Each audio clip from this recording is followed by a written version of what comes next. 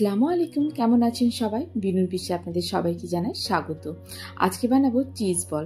আসলে আজকে চিজ বলটা বানাচ্ছি বাবাদের অফিসের কলিগদের আজকে ছিল রিউনিয়ন। তো বাবা সকালে বললো যে আজকে তো রিউনিয়ন আছে আমাদের বন্ধুদের, তো একটা কাজ কর, তুই তো রোজ রোজ বাড়িতে কিছু না কিছু বানাচ্ছিস, তো আমাদের বন্ধুদের জন্য স্পেশাল কিছু বানা। তো আমি বললাম যে কি বানানো যায়, বলে সেটা বলতে পারবো না, তো তোর যেটা ইচ্ছা তুই বানা। তো ভাবলাম যে তাহলে চিজ বল বানাই, আর যখন বানাচ্ছি তো সেটা আপনাদের সঙ্গে শেয়ার করি। চলুন তাহলে রেসিপিটা শুরু করা যাক। আজকে চিজ বলের মেন ইনগ্রিডিয়েন্টস থাকবে আলু।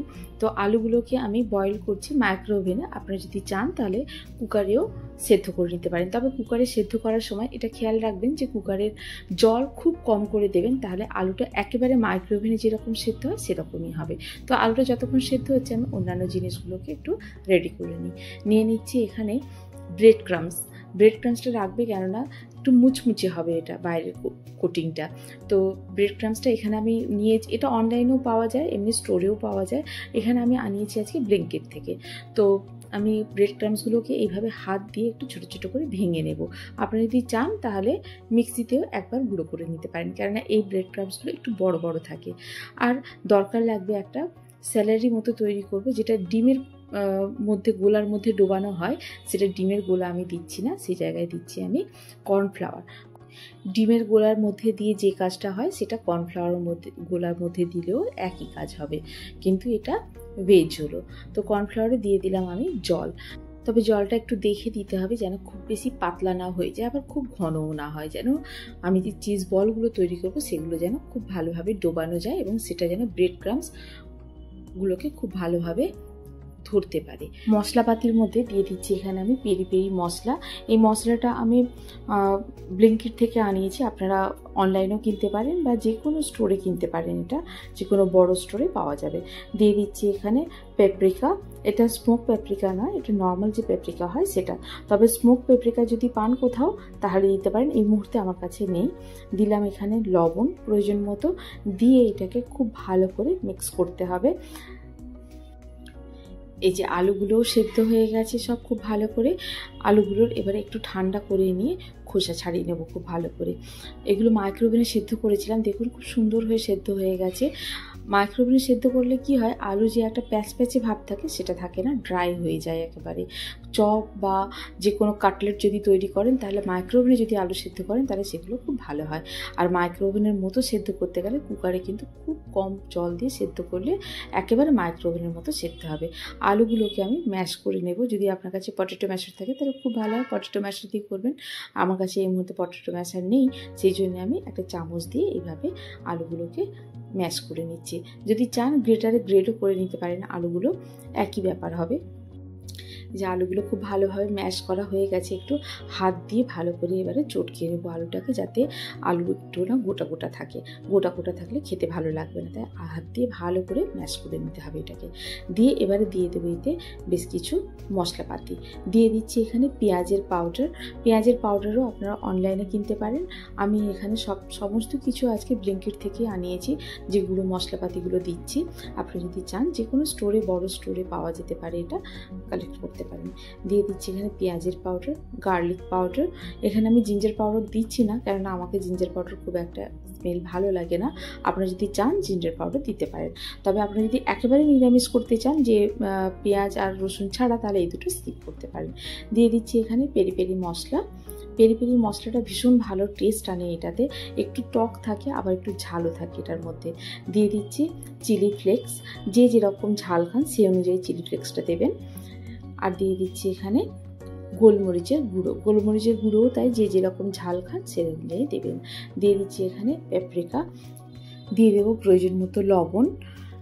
দিয়ে দেওয়া হলো সবগুলো মশলা, আর কোনো মশলা লাগবে না।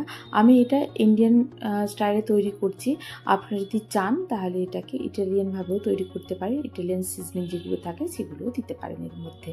ধনেপাতা চাইলে দিতে পারেন, তবে আমি এর মধ্যে ধনেপাতা দিচ্ছি না। দিয়ে ভালো করে মিক্স করে নেব। আমি এই যে আলুগুলোকে চটকাচ্ছি, আমার না কেন জানি মনে হচ্ছে ফুচকাওয়ালা মনে হচ্ছে নিজেকে, যে ফুচকাওয়ালারা যেরকম আলু চটকায় সেটাই মনে হচ্ছে।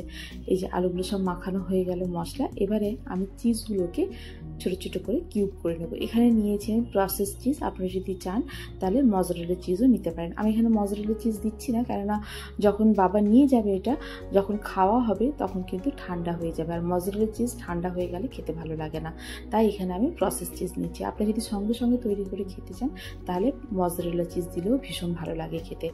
এবারে এক একটা চিজকে আমি 4 টুকরো করে কেটে দেব। আমি যে সাইজের বলগুলো তৈরি করব তাতে এই সাইজ হলেই বেশি ভালো হবে। আপনারা যদি একটু ছোট ছোট করে বল তৈরি করেন তাহলে আরও বেশি ছোট কিউব করে চিজগুলো কেটে নিতে পারেন। চলুন, চিজগুলো সব কাটা হয়ে গেছে, এবারে বল তৈরি করে নেওয়া যাক। আলুর যে মাখাটা তৈরি করে রেখেছিলাম তার মধ্যে থেকে এরকম ছোট ছোট বলের আকারে তৈরি করে নেব। এবারে এক একটা আলুর যে বল তৈরি করে রেখেছিলাম সেটাকে নেব, নিয়ে এক একটা চিজ কিউবকে এইভাবে মাঝখানে দিয়ে ভালো করে আলুর যে মাখাটা আছে সেটা দিয়ে ভালো করে কভার করে দিতে হবে। এই কভারটা কিন্তু ভালো করে করতে হবে যাতে চিজটা যখন অয়েলে ফ্রাই করা হবে তখন যেন মেল্ট হয়ে বাইরে বেরিয়ে না আসে, তাই কভারটা ভালো করে করতে হবে আলু দিয়ে। এই যে দেখুন একদম গোল বলের মতো করে তৈরি করে রেখে দেবো। চলুন এবার সবগুলোকে তৈরি করে নেওয়া যাক এরকমভাবেই। এই যে সবগুলো চিজ বল তৈরি করা হয়ে গেছে আমার। এখানে আমার তৈরি করা হয়েছে প্রায় 32টার মতো আমি তৈরি করেছি। এবারে গ্যাসটা অন করে একটা কড়াই চাপিয়ে দিলাম। কড়াইটা খুব ভালো মতো গরম করতে দেব। গরম হয়ে গেলে দিয়ে দেবো এতে সাদা তেল বেশ খানিকটা, দিয়ে তেলটা যতক্ষণ গরম হচ্ছে ততক্ষণ চলুন বলগুলোকে ব্রেড ক্রাম্বসের মধ্যে রোল করে নিতে হবে। আচ্ছা, কর্নফ্লাওয়ারের যে ব্যাটারটা আমি তৈরি করে রেখেছিলাম সেটা কিন্তু দেখুন এইভাবে তলায় কিন্তু বসে যাবে, যেহেতু কর্নফ্লাওয়ার আছে তাই তলায় এরকম শক্ত হয়ে বসে যেতে পারে। তখন ইউজ করার সময় আমাকে এটাকে ভালো করে গুলে নিতে হবে। এই যে দেখুন এরকমভাবে ভালো করে গুলে নিচ্ছি। আর কর্নফ্লাওয়ারের যে কনসিস্টেন্সিটা হবে ঠিক এরকম হবে, এর থেকে পাতলাও নয় আবার এর থেকে ঘনও নয়। খুব বেশি পাতলা হলে ব্রেড ক্রাম্বসগুলোকে জড়িয়ে ধরবে না, আর খুব বেশি ঘন হয়ে গেলে তাহলে কিন্তু ভেঙে যেতে পারে। এই যে এইভাবে কর্নফ্লাওয়ারের গুলার মধ্যে দিয়ে ব্রেড ক্রাম্বসের মধ্যে দিয়ে এভাবে খুব ভালো করে চেপে চেপে ব্রেড ক্রাম্বসগুলোকে লাগিয়ে নিতে হবে আলুর যে বলটা বানিয়েছিলাম তার মধ্যে। আবারও কর্নফ্লাওয়ারে ডুবিয়ে নিয়ে আবারও ব্রেড ক্রাম্বসের মধ্যে এরকমভাবে রোল করে রেখে দেবো আমি কিছুক্ষণের জন্য। আচ্ছা, এইরকমভাবে কিন্তু আপনারা বানিয়ে ডিপ ফ্রিজের মধ্যে স্টোর করেও রাখতে পারেন, যখন দরকার হবে তখন নর্মাল টেম্পারেচারে রেখে আপনারা ফ্রাই করে নিলেই রেডি হয়ে যাবে আপনাদের চিজ বল। এই যে দেখুন আমাদের চিজ বল রেডি হয়ে গেছে। চলুন সবগুলোকে এভাবে রেডি করে নিই। এই যে বেশ খানিকটা আমি রেডি করে নিয়েছি, এবারে চলুন এগুলোকে ফ্রাই করা যাক। তেলটাকে এখানে খুব ভালো করে গরম করে নিতে হবে, তখনই কিন্তু চিজ বলগুলো ভাজা ভালো হবে। না হলে যদি লো ফ্লেমে বা মিডিয়াম ফ্লেমে ফ্রাই করেন তাহলে কিন্তু চিজগুলো মেল্ট হয়ে গিয়ে বাইরে বেরিয়ে যাওয়ার সম্ভাবনা থাকে, তাতে কিন্তু তেল পুড়ে যেতে পারে। এইভাবে লাল লাল করে ভেজে তুলে নিলেই তৈরি হয়ে যাবে আমাদের চিজ বল। এবারে চা বা কফি বা যে কোনো কিছুর সঙ্গে এটাকে সার্ভ করতে পারেন, কোল্ড ড্রিঙ্কসের সঙ্গেও দিতে পারেন। স্টার্টার হিসেবে কিন্তু ভীষণ ভালো লাগে খেতে এটি। আর যদি বিকেলের চায়ের সঙ্গে দেন স্ন্যাক্স হিসেবে কিন্তু আরও জমে যায় চায়ের আড্ডাটা।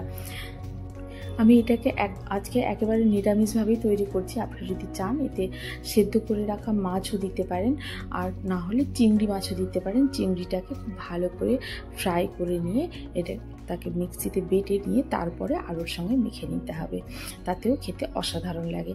এই যে আমাদের চিজ বলগুলো একেবারে রেডি হয়ে গেছে। চলুন একটা ভেঙে দেখা যাক চিজটা ভেতরে মেল্ট হয়েছে কিনা।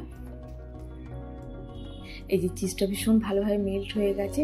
চা, কফি বা কোল্ড ড্রিঙ্কসের সঙ্গে সার্ভ করতে পারেন। আপনারা ট্রাই করুন বাড়িতে রেসিপিটি, আপনারাও ট্রাই করে জানান আমাকে কেমন লাগলো। যদি ভালো লেগে থাকে তাহলে বন্ধুদের সঙ্গে শেয়ার করুন, আর যদি কোনো নতুন বন্ধু থেকে থাকেন তাহলে আমার চ্যানেলটিকে সাবস্ক্রাইব করে পাশে থাকার অনুরোধ রইল। তাহলে এই পর্যন্তই, আবার দেখা হবে। ভালো থাকুন, সবাইকে ভালো রাখুন। আল্লাহ হাফিজ।